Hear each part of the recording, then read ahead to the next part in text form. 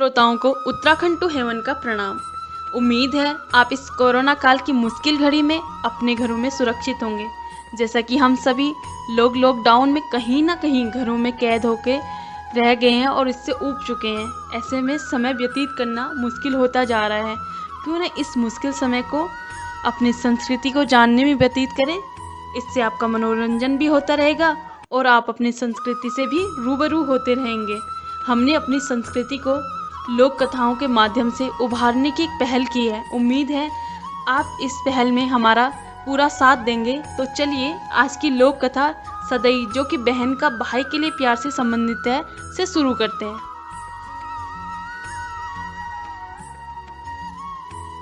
एक लड़की थी जिसका नाम सदई था।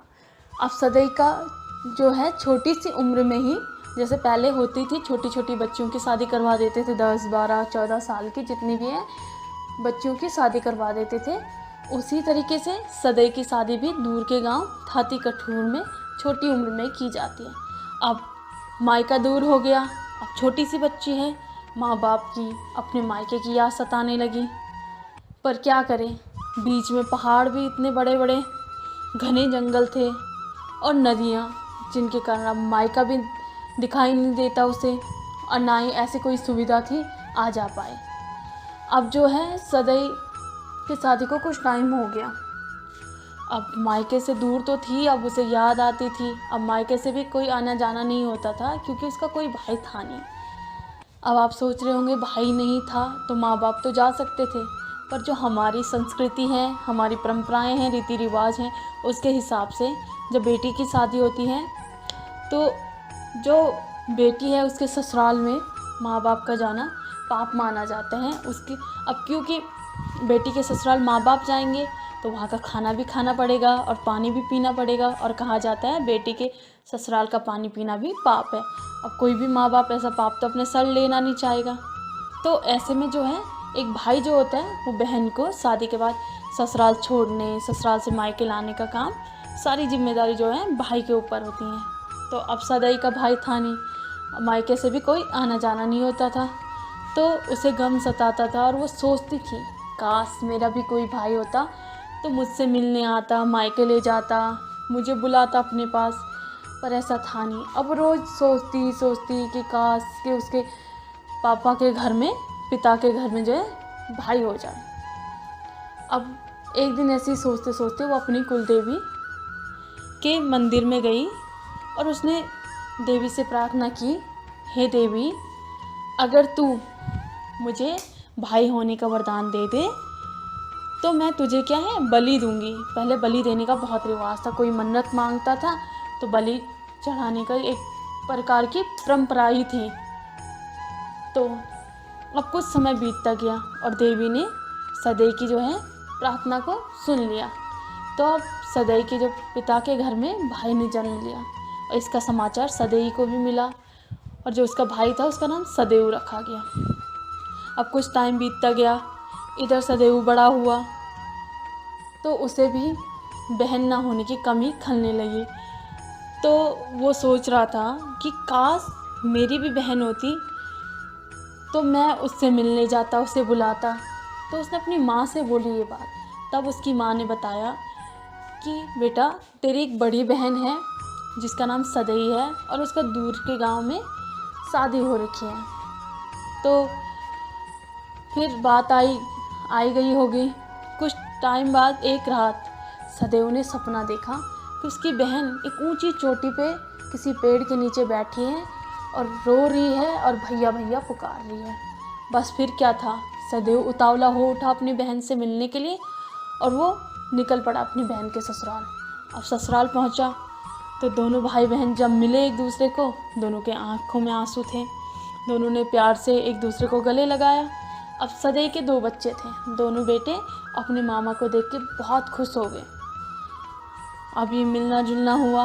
अब जो सदई ने वरदान मांगा था और कहा था कि देवी मैं तुझे बलि चढ़ाऊंगी जब मेरे मनोइच्छा पूरी होगी, तो उसने एक यज्ञ का आयोजन किया। अब यज्ञ जब हो रहा था, अब बलि देने की बारी आई। जब बलि देने का समय आया तो तभी आकाशवाणी हुई कि पशु बलि नहीं, नर बलि चाहिए, यानी कोई भी पशु की बलि नहीं चढ़ेगी। जैसे हम नॉर्मली क्या है, पशु बलि में मुर्गे की या बकरे की बलि दिया करते थे। तो अब सदई ने कहा ठीक है, नर बलि ही चाहिए, तो मैं बलि देने के लिए, अपनी बलि देने के लिए तैयार हूँ। तभी आकाशवाणी फिर से होती है, स्त्री बलि वर्जित है, यानी स्त्री की बलि नहीं चढ़ाई जा सकती है। तो आकाशवाणी होती है, स्त्री बलि वर्जित है, बलि देनी है तो अपनी दोनों बेटों की दे।